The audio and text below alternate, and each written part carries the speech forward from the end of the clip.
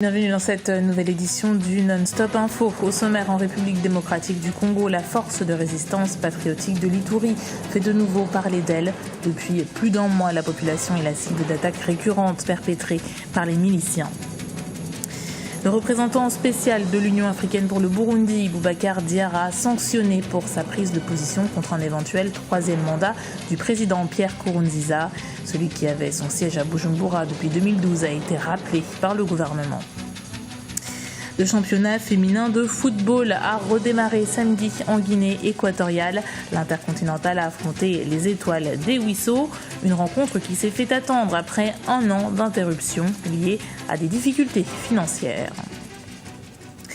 Mais d'abord, journée mondiale de la santé. Ce 7 avril, le thème de la sécurité sanitaire des aliments a été choisi cette année.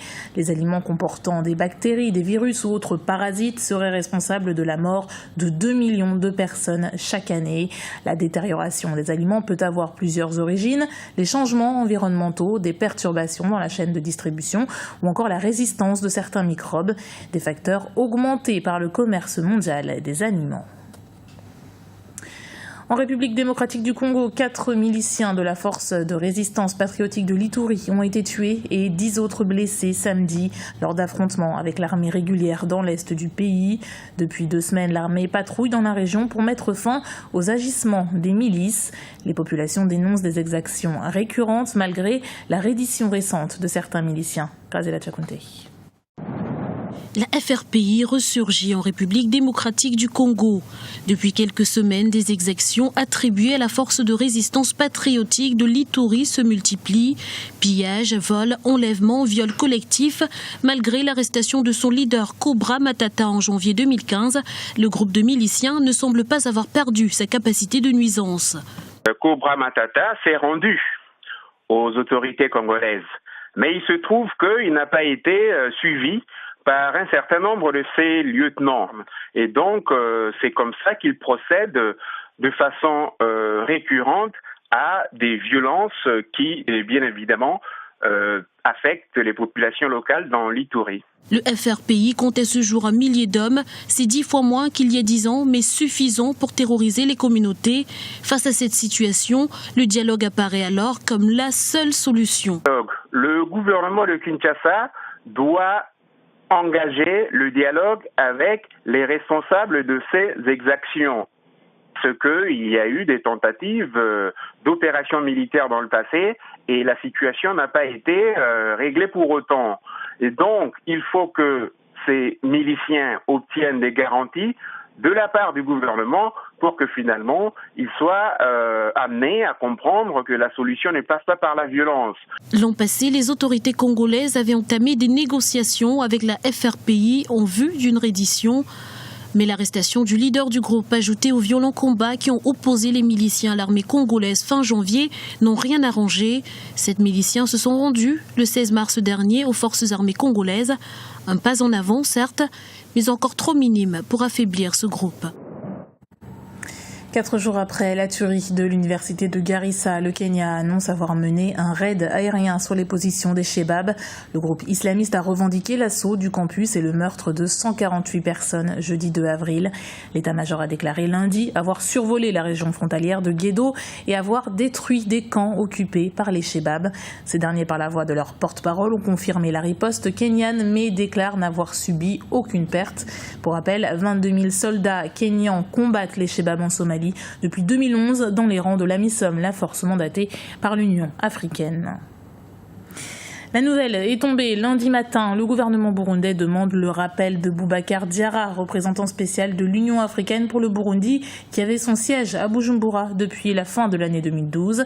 Raison de ce divorce diplomatique, son opposition à un troisième mandat du président Pierre Nkurunziza. Grazela Tchakounte. Coup de théâtre au Burundi. Boubacar Diarra, représentant spécial de l'Union africaine pour le Burundi et pour la région des Grands Lacs, a été remercié par le gouvernement ce lundi. Une décision qui traduit, selon certains observateurs, l'entêtement du président sortant, Pierre Nkurunziza, à se maintenir au pouvoir. Le remerciement de l'ambassadeur Boubacar Diarra, qui représentait l'Union africaine au Burundi, aussi dans la région des Grands Lacs, et dans la continuité de ce qui se passe au Burundi, notamment le troisième mandat du président Nkurunziza, un principe qui est interdit par les accords d'Arusha.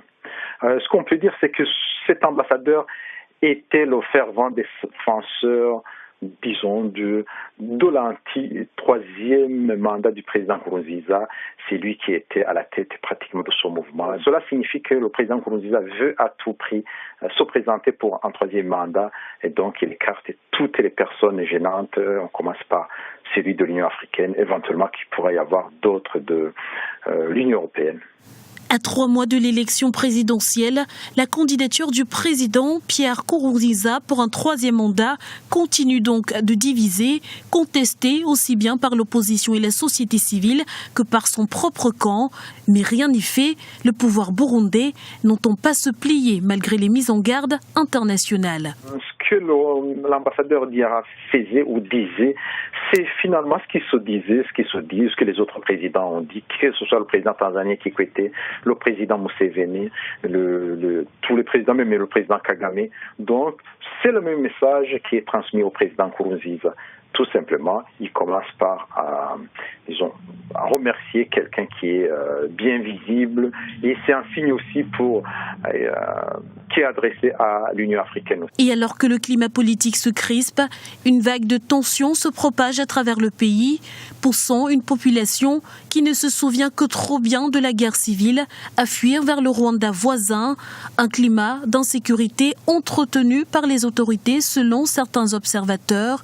Le but étant de dissuader à quelques semaines des élections toute velléité de soulèvement populaire. Depuis ce samedi, le Niger possède un comité de 19 membres chargé de statuer sur les problèmes de l'accaparement des terres et de la privatisation des pâturages.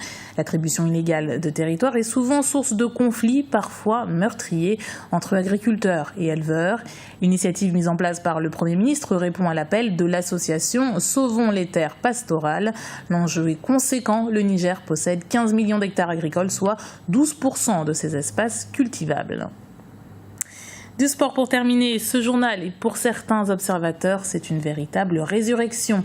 Le premier match de la Ligue féminine de football s'est joué ce samedi en Guinée équatoriale. Des difficultés économiques avaient retardé l'événement, comme nous l'explique Léopoldo Enemebatsu. Après un an de paralysie, la Ligue féminine de football a démarré ce week-end en Guinée équatoriale avec le match entre les équipes intercontinentales et les étoiles de Waïsou. Le retour de compétition de football féminin était très attendu les amateurs du ballon rond. La Ligue féminine de football a été victime des difficultés économiques et financières de l'ancienne équipe de la Fédération équato-guinéenne de football. Le manque de dynamisme et de coordination de l'ancienne équipe fédérale de la FEGIFOOT a paralysé le sport féminin.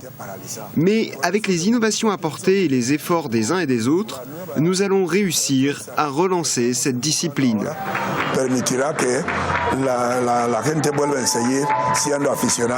La création de clubs de football féminin a drastiquement baissé en Guinée équatoriale ces dernières années. Selon les entraîneurs, les régularités du championnat féminin jouent négativement sur les performances des joueuses. Les filles sont les mêmes, mais au niveau du rendement physique, elles ont beaucoup changé durant toute la période où elles n'ont pas joué. Cela nous fait prendre conscience qu'il y a encore du travail pour améliorer leur forme physique.